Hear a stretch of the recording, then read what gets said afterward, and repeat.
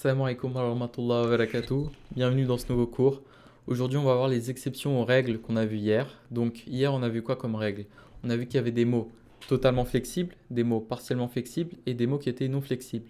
Pour les premiers, les mots totalement flexibles, on a vu qu'ils prenaient tous les sons et qu'ils pouvaient être lourds. Donc, un, an, in.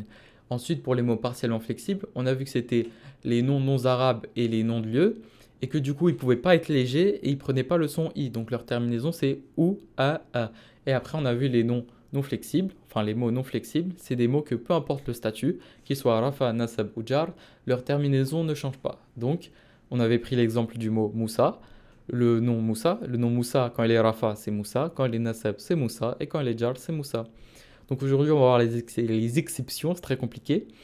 Donc, il faut savoir que les exceptions, elles concernent uniquement les mots partiellement flexibles, c'est-à-dire elles concernent uniquement, dans le cas qu'on étudie, les noms arabes et, euh, pour le moment, les noms non arabes et les noms de lieux. Donc, on va voir maintenant. Toi, tu pars. Donc, les exceptions.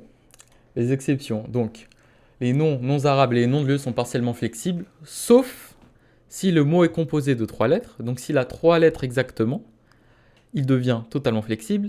Ou alors, s'il y a un alif lam devant un L, un le en français, alors il devient aussi totalement flexible. Donc, on va avoir deux exemples. Donc, un nom non arabe composé de trois lettres et un nom de lieu composé de trois lettres. Donc, ici, on a le nom du prophète Noé, alayhi salam.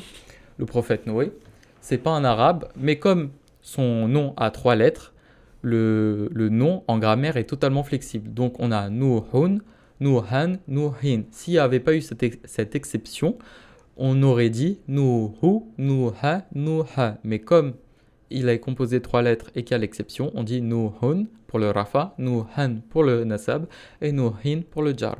Maintenant on a un nom de lieu, donc Adnun, le jardin d'Éden, même si là il n'y a pas le mot jardin, il y a juste le mot Éden. Donc le nom de lieu composé de trois lettres.